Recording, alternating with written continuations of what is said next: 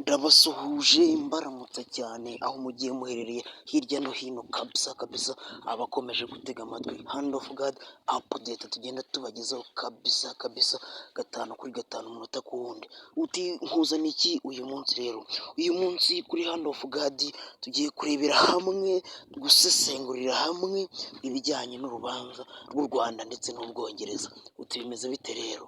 Reka turebere hamwe, ese bimeze bite, update zigezweho. Ese uru rubanza bimeze bite, byatangiye bite, ese barapfa iki, baraburana iki, u Rwanda n'Ubwongereza? Aya basi kadutangire rero sasa. Urubanza rw'Ubwongereza n'u Rwanda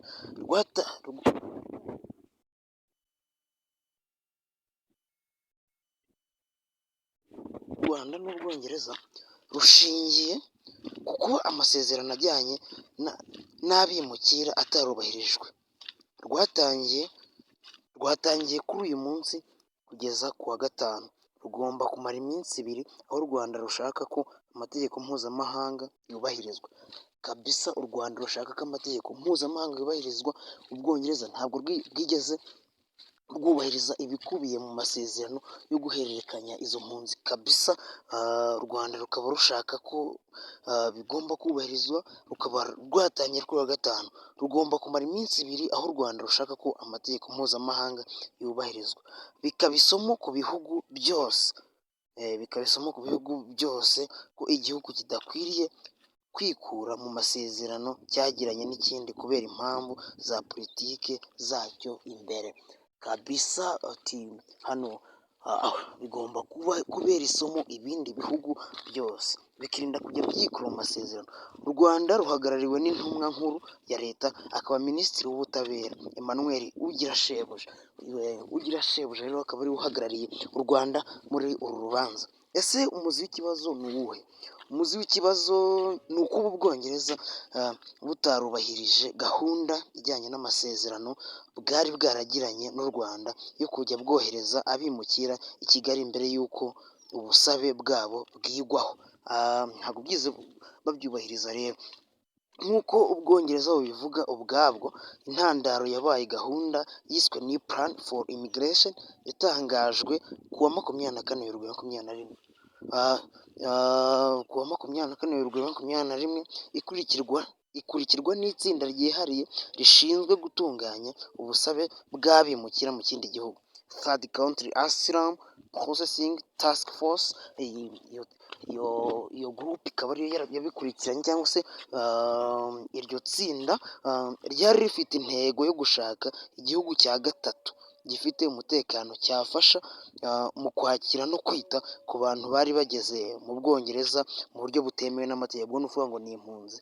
Ubwongereza rero buvuga ko u Rwanda rwatoranyijwe nyuma y'isuzuma n'imishyikirano, rukagaragara nk'umufatanyabikorwa ubereye iyo gahunda. Rufite ubushobozi bwo kuyishyira mu bikorwa, amategeko aboneye n'ubwishingizi bukenewe kugira ngo iyo gahunda ikorwe neza. Ibyo rero bikaba ari byo bari bumvikanye. Inyandiko zagenzuwe zerekana ko u Rwanda rwo rugaragaza intangiriro y'ikibazo mu buryo butandukanye gato. U Rwanda intandaro y'ikibazo rugaragaza itandukanye n'iyo ngiyo Ubwongereza bugaragaza aho gato. Ni ukuvuga ngo iki rero? Ngo u Rwanda rugaragaza ko intangiriro mu nyandiko zarwo rugaragaza ko iyi gahunda igomba kumvikana mu rwego rwa politiki rusange y'u Rwanda ku mpunzi n'ingamba zarwo z'iterambere. Ni uko nguko rero u Rwanda rubigaragaza. Ruvuga ko mbere y'ubufatanye n'Ubwongereza, u Rwanda hamwe na UNHCR bari basanzwe bafite politiki ishingiye ku kwinjiza impunzi mu buzima zikabasha gutera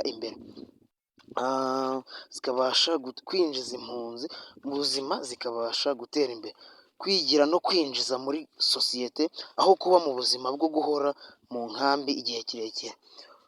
Urumva ko busanzwe bufitanye n'andi masezerano. U Rwanda ruvuga ko ubufatanye n'Ubwongereza bwaje bujyanye n'iyo nzira ndende y'igihugu ndetse n'icyerekezo cya Vision 2050, ngo ni icyerekezo cya vision 2050. Ibintu byaje guhinduka ubwo ubutegetsi bw'Ubwongereza bwahindukaga, ubwo u Rwanda rwasinyanaga amasezerano n'Ubwongereza, bwari buyobowe na Minisitiri w'Intebe Rishi Sunak.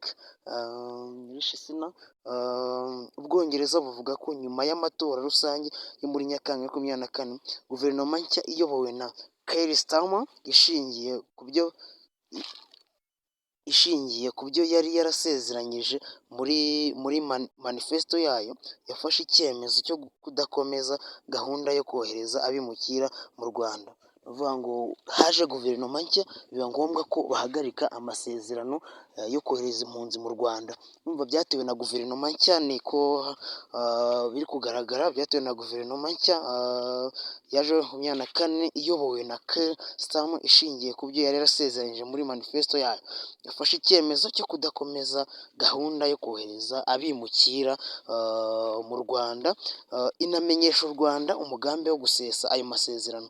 Ku ruhande rw'u Rwanda ruvuga ko ihinduka rya politiki mu Bwongereza ridakuraho inshingano zari zarafashwe mu masezerano afite agaciro k'amategeko ndetse n'imyiteguro yari yarakozwe.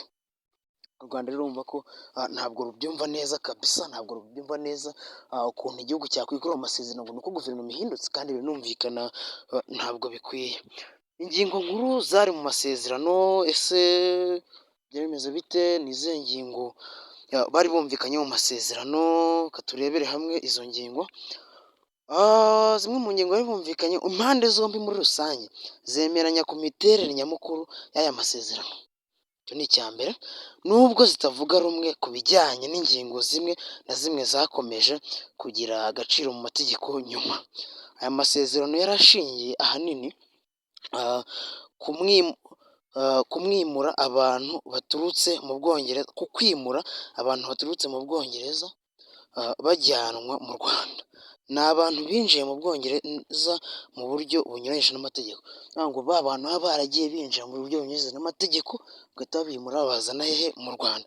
Nicyo kirego barimo gutanga cyo kuba Ubwongereza butarimo kubahiriza ayo masezerano bagiranye, bitewe n'uko guverinoma yahindutse, minisitiri mushya wagiyeho agashaka guhagarika amasezerano, ariko u Rwanda ntirubyumve neza kabisa. Rero ubwo ngubwo urubanza rukaba rugikomeje. Ubwo ngubwo izo ni ingingo zimwe na zimwe. Ubwongereza bwemera ko bwagiranye amasezerano n'u Rwanda, kandi ko mu ngingo zayo harimo n'ibijyanye n'imari. Ubu ikiburanwa ni ukumenya niba yarahinduwe nyuma mu Gushyingo 2024, ku buryo Ubwongereza butagombaga kongera gutanga andi mafaranga angana na miliyoni 50 z'amapawundi inshuro ebyiri, yagombaga kujya atangwa buri mwaka mu gihe cyose cy'amasezerano. Ni ukuvuga ngo hari amafaranga Ubwongereza bwagombaga kugenda buhereza u Rwanda mu bijyanye n'abo bimukira, aho gutura, ibintu nk'ibyo ngibyo. Ni ukuvuga ngo ubwo bagombaga kujya bayatanga, none ntibakirimo kuyatanga. Nicyo rero u Rwanda ruri gupfa n'Ubwongereza. Iyi ni Hand of God rero ukomeje kugenda utega amatwi aho ugiye uherereye hirya no hino. Turakomeza kugenda tubagezaho n'izindi update zigiye zigezweho kabisa. Murabizi Hand of God tuba tugenda tubakusanyiriza amakuru, tubaherezaho 5 kuri 5, ibigezweho byose tuza tubibagezaho rwose. Murabizi muri abantu bacu, iyi channel ni iyanyu kabisa, nta bandi bayigenewe. Komeza ukore subscribe, like, comment, dukomeze kugenda tubona ibindi biganiro bitaha. Murakoze.